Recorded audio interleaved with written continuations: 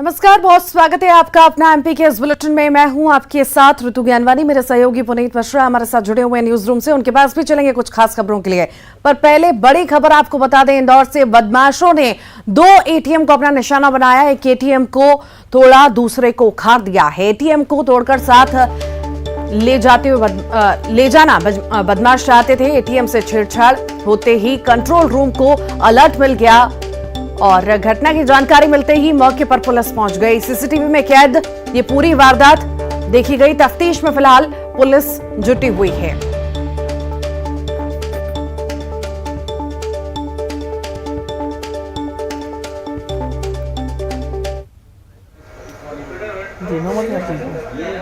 ATM को तोड़कर के साथ ले जाना चाहते थे बदमाश। ये तस्वीरें आपको इंदौर की दिखा रहे हैं, जहां पर एटीएम को निशाना बदमाशों द्वारा बनाया गया है और जैसे ही अलर्ट मिला टीम को, पुलिस मौके पर पहुंची। ये तस्वीरें इंदौर की हैं। बदमाशों ने एटीएम को अपना निशाना बनाया और एक एटीएम को तो तोड़ दिया, दूसरे को उखाड़ दिया। एटीएम को तोड़कर साथ ले जाने की फिराक में थे सभी बदमाश। एटीएम से छेड़छाड़ होते ही कंट्रोल रूम को अलर्ट मिल गया और घटना की जानकारी मिली और पुलिस मौके पर पहुंच गई। सीसीटीवी में पूरी वारदात कैद हुई है। तफ्तीश फिलहाल जारी है।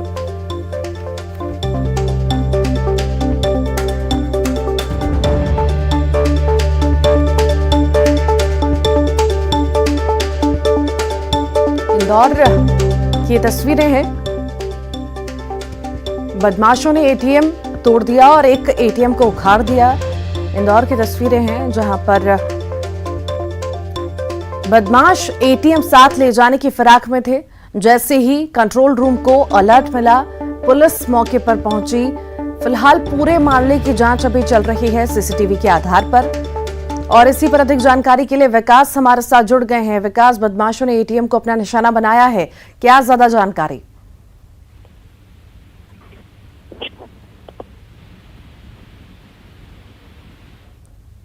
विकास, आपको मेरी आवाज मिल रही है? जी बिल्कुल, सवाल दोहराएंगे। एटीएम को निशाना बनाया है बदमाशों ने, आखिर क्या ज्यादा जानकारी इस मामले में? बिल्कुल, देर रात 2 अलग अलग थाना क्षेत्रों में 2 एटीएम बूथ पर बदमाशों ने धावा बोला है। एक एटीएम को तोड़ने का प्रयास किया है, बल्कि एक जो एटीएम था उस जमीन से ही उखाड़ लिया। बदमाश हथियार और औजार के साथ वहां पहुंचे थे और एटीएम को तोड़कर उसे अपने साथ ले जाना चाहते थे। आशंका है कि जो बाहरी गैंग का ये कारनामा हो सकता है। उसमें जितनी भी नगद राशि थी उसको लूटने का उनका प्रयास था। बहरहाल जैसे ही अलर्ट की जानकारी एटीएम कंट्रोल रूम पर पहुंची, तत्काल पुलिस अधिकारी मौके पर पहुंच गए और बड़ी घटना टल गई। हालांकि जैसे ही अलर्ट मिल रहा, उसके कुछ देर बाद जब पुलिस अधिकारी एक एटीएम बूथ पर पहुंचे थे, उसके ठीक कुछ मिनट बाद दूसरे जगह पर वारदात की जानकारी पुलिस को लगी। तो पुलिस भी हैरान थी कि आखिर कैसे एक के बाद एक एटीएम बूथ पर निशाना बदमाश जो है वो बना रहे हैं। बहरहाल कुछ देर बाद पूरे शहर में अलर्ट जारी कर दिया गया है। कुछ सीसीटीवी फुटेज अब पुलिस के हाथ लगे जिसमें कुछ संदेही नजर आ रहे हैं जो वारदात को अंजाम दे रहे हैं। उस सीसीटीवी में दिखाई दे रहे हुलिया के आधार पर पुलिस अब पूरे मामले की जांच कर रही है। गिरोह की तलाशी की जा रही है कि आखिर कौन सा ऐसा गिरोह है जो शहर में सक्रिय है, कहीं बाहरी गिरोह का ये कारनामा तो नहीं है। बहरहाल क्राइम ब्रांच को भी पूरे मामले में इन्वॉल्व किया गया है। क्राइम ब्रांच इस पूरे मामले की पड़ताल में लगी हुई है। जी, बहुत शुक्रिया विकास जानकारी को साझा करने के लिए। सिंगरौली से बड़ी खबर है। पुलिस टीम पर हमला हुआ है। अतिक्रमण हटाने गए जयंत कॉलोनी में, उसी दौरान हमला हुआ। अतिक्रमण हटाने गई टीम पर हमला किया गया है। चौकी प्रभारी जितेंद्र भदौरिया समेत 6 लोगों के घायल होने की खबर है। एनसीएल सुरक्षा गार्डों पर भी हमला हुआ है।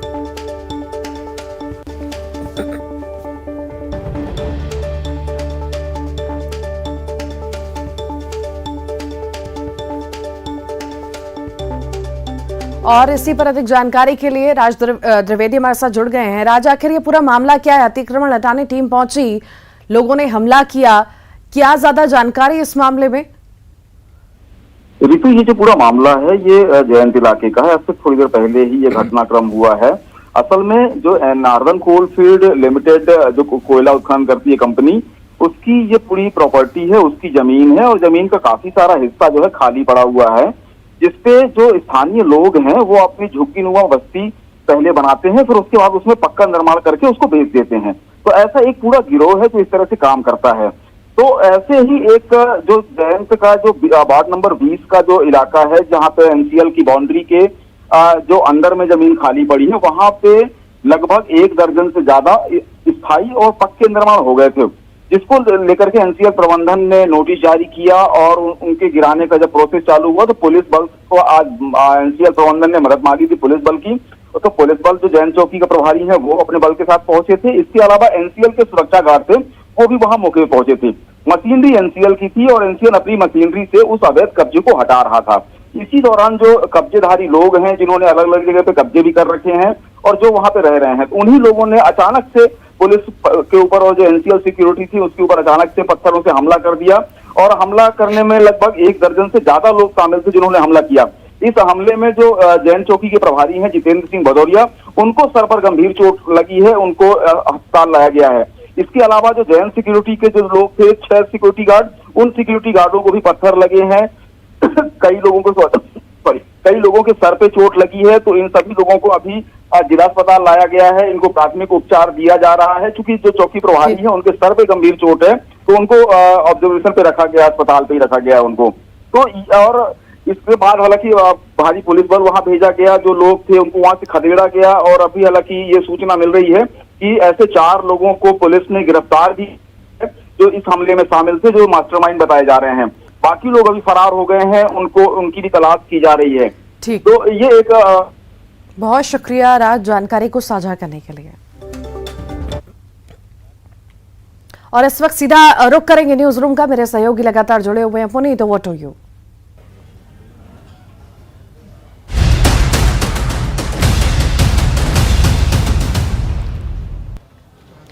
चलिए अब बात कर लेते हैं निकाय चुनाव के रण की। निकाय चुनाव का रण और इसका है दूसरा चरण। दूसरा चरण है कल 13 तारीख को मतदान होना है।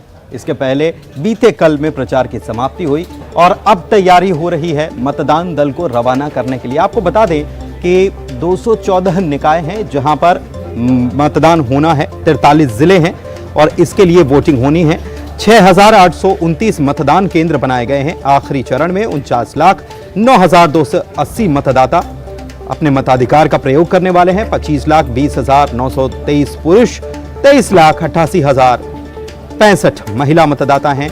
इसमें 5 नगर पालिका निगम हैं, 40 नगर पालिका परिषद हैं और 169 नगर परिषद हैं जहां मतदान होना है।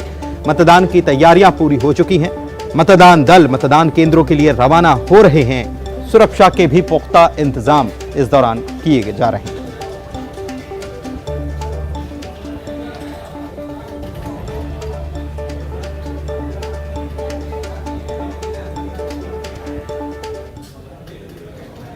और चलिए बढ़ते हैं आगे। बारिश के मौसम में रेस और रेस्ट पर सियासत मध्य प्रदेश में तेज हो रही है।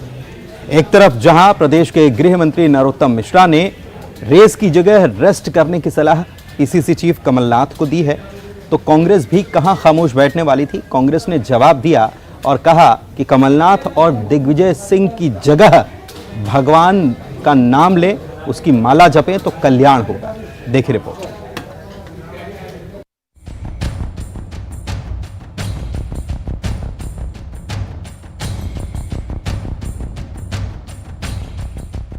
एमपी में निकाय चुनाव के अंतिम चरण से पहले बारिश की बूंदों के साथ जमकर बयानों की भी बौछारें हो रही हैं और उम्र को लेकर एक दूसरे पर जमकर तीर चल रहे हैं। प्रदेश के गृह मंत्री नरोत्तम मिश्रा ने पीसीसी चीफ कमलनाथ पर हमला बोलते हुए कहा कि उनकी उम्र अब रेस करने की नहीं और रेस्ट करने की है। इतना ही नहीं, नरोत्तम मिश्रा ने कहा कि कमलनाथ अगर विकास और जन कल्याणकारी योजनाओं के साथ रेस लगाते तो उनके विधायक उनका साथ छोड़कर नहीं जाते। उनका इस चुनाव में मतदान नहीं करना कि दोनों आपके पक्ष के थे, आप परिचित थे, तो क्या आप इस हुनर को जो आपने इसमें अपनाया है नाराजगी के कारण से, इस परंपरा को आप लोकसभा और विधानसभा में भी जारी रखेंगे कमलनाथ जी का? कमलनाथ जी की उम्र रेस की नहीं है, रेस्ट की है। पर उनकी जिंदादिली को सलाम है। अगर यही रेस वो विकास की लगा लेते तो शायद पार्टी नहीं टूटती उनकी। जो उनकी पार्टी के लोग ही छोड़ के चले गए वो शायद नहीं जाते। लेकिन वास्तव में काम करने में और मुंह चलाने में अंतर होता है। गृह मंत्री नरोत्तम मिश्रा के इस बयान के बाद सियासी बवाल मच गया। कांग्रेस ने गृह मंत्री के बयान पर पलटवार किया।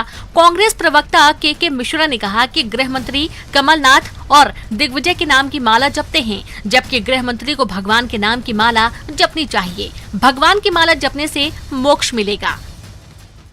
आप गृह मंत्री जी पद को उन्हें संबोधित करते हुए कह रहे हैं, वे गृह मंत्री जी अपने विभाग से इतर ही सब कुछ बोलते हैं, तो गृह मंत्री तो है ही नहीं। उनके गृह मंत्री होने पर प्रश्न चिन्ह है। वो हैं मध्य प्रदेश के गृह मंत्री, उन्हें बोलना चाहिए कानून व्यवस्था पर, उन्हें बोलना चाहिए रेप पर, उन्हें बोलना चाहिए गैंग रेप पर, उन्हें बोलना चाहिए हत्याओं पर, उन्हें बोलना चाहिए अवैध शराब की बिक्री पर, उन्हें बोलना चाहिए मादक द्रव्यों की बिक्री पर। उससे इतर वो सिर्फ कमलनाथ जी और माननीय दिग्विजय सिंह जी की माला जपते रहते हैं। मेरी उनसे प्रार्थना है कि गृह मंत्री जी जाति से ब्राह्मण हैं, तो वे भगवान राम और तिरुपति बालाजी की पूजा करें तो उनकी जिंदगी में उन्हें मोक्ष मिल जाएगा। जितना वो कमलनाथ जी और दिग्विजय सिंह जी का जाप करते हैं वो उनके स्वास्थ्य के लिए हानिकारक है। पूरे निकाय चुनाव के प्रचार के दौरान सीएम शिवराज सिंह चौहान से लेकर बीजेपी के तमाम बड़े नेता पीसीसी चीफ कमलनाथ की उम्र को लेकर तंज कसते नजर आ रहे थे। इसी के जवाब में रतलाम में आखिरी दिन प्रचार के दौरान सभा में कमलनाथ ने मुख्यमंत्री शिवराज सिंह चौहान को रेस लगाने का चैलेंज दिया था। इसके जवाब में गृह मंत्री नरोत्तम मिश्रा ने कमलनाथ पर तंज कसा। शरद श्रीवास्तव, भोपाल, न्यूज 18, मध्य प्रदेश, छत्तीसगढ़। और चलिए सीधी तस्वीरें आपको देवघर की दिखाते हैं, जहां पर प्रधानमंत्री नरेंद्र मोदी पहुंचे हुए और यहां एक रैली को संबोधित कर रहे हैं। इससे पहले उन्होंने बाबा के दर्शन भी किए। करीब करीब 9 लाख श्रद्धालु बाबा केदार के दर्शन कर चुके। ऐसा ही एक उदाहरण आपको पता होगा, गुजरात में मां नर्मदा के तट पर सरदार वल्लभ भाई पटेल की विश्व की सबसे ऊंची प्रतिमा बनी है, स्टैच्यू ऑफ यूनिटी। उस जगह पर जाने का, उसके निर्माण के कारण, और वो पूरा क्षेत्र मेरे आदिवासी भाई बहनों का क्षेत्र है, वहां हमारे आदिवासी भाई बहन की रोजी रोटी कमाते हैं। स्टैच्यू ऑफ यूनिटी बनने के बाद लाखों की तादाद में यहां लोग आते हैं और ये टूरिस्ट वहां पर होटल, वहां के ढाबों में हैंडीक्राफ्ट के सामान खरीदना, सैकड़ों करोड़ रुपए भी खर्च करते हैं। इसका सीधा लाभ वहां रहने वाले लोगों को हो रहा है, मेरे आदिवासी भाइयों बहनों को हो रहा है। यानी जब पर्यटन बढ़ता है तो इसका फायदा गरीब को होता है, आदिवासी को होता है, दलित, वंचित, पिछड़े को होता है। झारखंड ने भी बढ़ती हुई कनेक्टिविटी, आस्था के स्थलों का सुंदरीकरण, पर्यटन को बढ़ाएगा, यहां पर रोजी रोटी को अवसर देगा, नौजवानों के लिए नए मौके मिलेंगे, स्थानीय लोगों की आय बढ़ेगी। ये हमारी सरकार के लिए बहुत गर्व की बात है कि 15 नवंबर हर कोई गर्व करता है पूरे देश में। 15 नवंबर भगवान बिरसा मुंडा के जन्म दिवस को हमने जनजातीय गौरव दिवस घोषित किया है और अब पूरा हिंदुस्तान हर वर्ष इस बात को मनाएगा। धरती आबा बिरसा मुंडा के बेहतरीन और आधुनिक संग्रहालय के निर्माण का सौभाग्य भी हमें ही मिला है। मुझे विश्वास है जो परियोजनाएं आज हमने शुरू की है वो झारखंड के विकास को नई गति देने जा रही है।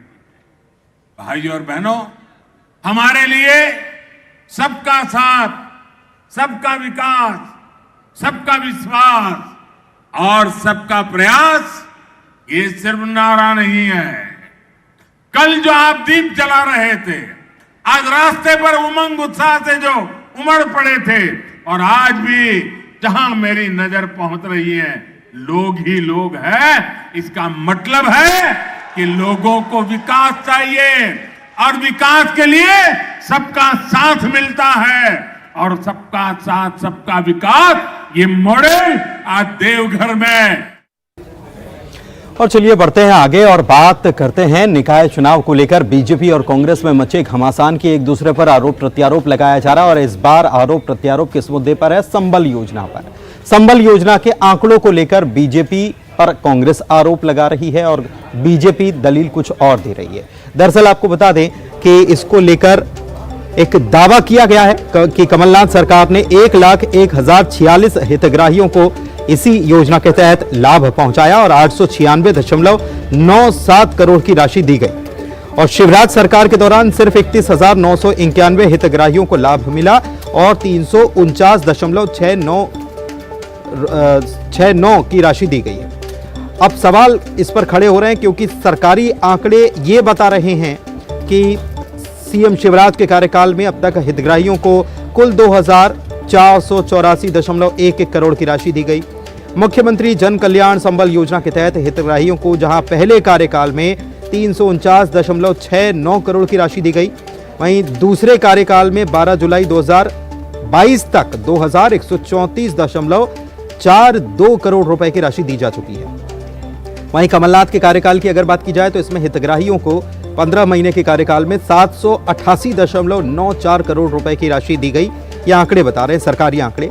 और बीजेपी का इस पर आरोप है कि कांग्रेस का आईटी सेल इस तरह से कमलनाथ को खुश करने में लगा है और अपनी विश्वसनीयता को धूमिल कर रहा है।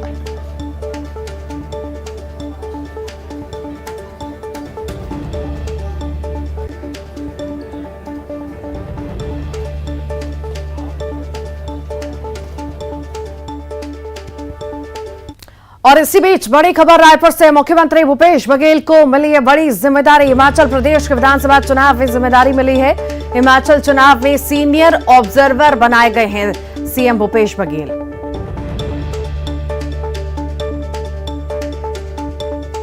मुख्यमंत्री भूपेश बघेल को बड़ी जिम्मेदारी दी गई है। हिमाचल प्रदेश के विधानसभा चुनाव में बड़ी जिम्मेदारी भूपेश बघेल को मिली है। हिमाचल चुनाव में सीनियर ऑब्जर्वर बनाए गए हैं भूपेश बघेल।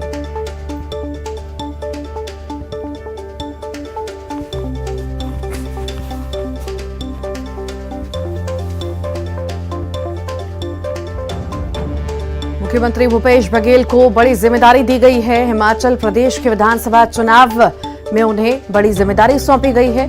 हिमाचल चुनाव में सीनियर ऑब्जर्वर भूपेश बघेल को बनाया गया है।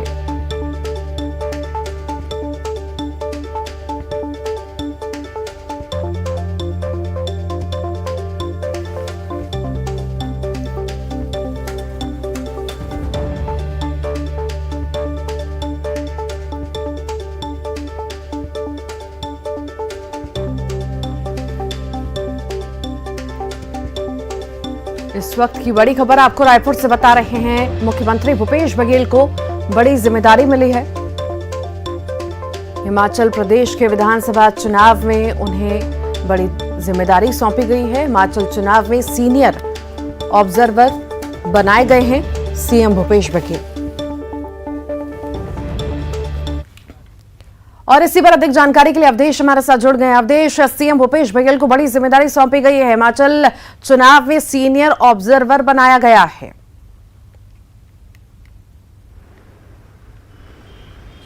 बिल्कुल, देखिए, सीनियर ऑब्जर्वर बनाया गया मतलब सीधे तौर पे है कि हिमाचल प्रदेश चुनाव की जो पूरी कमान होगी वो छत्तीसगढ़ के मुख्यमंत्री भूपेश बघेल के हाथ में होगी, क्योंकि बतौर ऑब्जर्वर भूपेश बघेल को अन्य राज्यों में भी कांग्रेस ने इस्तेमाल किया, चाहे असम की बात कर ली जाए, बिहार की बात कर ली जाए, उत्तर प्रदेश की बात कर ली जाए, और सभी जगह पे मुख्यमंत्री भूपेश बघेल बतौर कांग्रेस के वरिष्ठ नेता बेहतर परफॉर्मेंस करने में कामयाब हुए। और यही वजह है कि एक बार फिर से उन्हें हिमाचल प्रदेश की राजनीति की बागडोर सौंपी गई है चुनावी तौर पर, क्योंकि नवंबर दिसंबर में चुनाव संभावित है। अब ऐसे में कांग्रेस चाहेगी कि वो सत्ता में आए, और सत्ता में आने के लिए जो घमासान होगा उस घमासान को न केवल साधना बल्कि कैसे अपनी सीटों की संख्या को बढ़ाई जाए, कैसे मैनेजमेंट वहां पे बेहतर किया जाए, इन तमाम चीजों के लिए जो जिम्मेदारी है वो भूपेश बघेल को दी गई है। बतौर सीनियर ऑब्जर्वर वो जाएंगे और साथ ही साथ 2 ऑब्जर्वर की भी नियुक्ति की गई, जिसमें सचिन पायलट का भी नाम शामिल है। मतलब ये कि कांग्रेस से अभी से तैयारी कर ली है कि नवंबर दिसंबर में संभावित जो हिमाचल प्रदेश के जो चुनाव होंगे विधानसभा के, क्योंकि 8 जनवरी 2023 को हिमाचल प्रदेश का जो सरकार का जो कार्यकाल है वो संपन्न होगा, उससे पहले चुनाव कराने होंगे। तो इसलिए कांग्रेस 6 महीने पहले से सक्रिय हो गई है, और 6 महीने पहले अगर सीनियर ऑब्जर्वर की नियुक्ति की जा रही है तो समझा जा सकता है कि कांग्रेस इस विधानसभा चुनाव के लिए कितनी सक्रिय और कितनी जागरूक है। मुख्यमंत्री भूपेश बघेल देश भर में कांग्रेस के लिए एक बड़े चेहरे के रूप में उभरते जा रहे हैं। लगातार उनका कद जो है राष्ट्रीय राजनीति में लगातार बढ़ता जा रहा है, और यही वजह है कि एक बार फिर से कांग्रेस आलाकमान ने उनके चेहरे पर भरोसा जताते हुए हिमाचल प्रदेश की बागडोर उन्हें सीनियर ऑब्जर्वर बना के हिमाचल प्रदेश भेजा है। जी, बहुत शुक्रिया अवधेश जानकारी को साझा करने के लिए।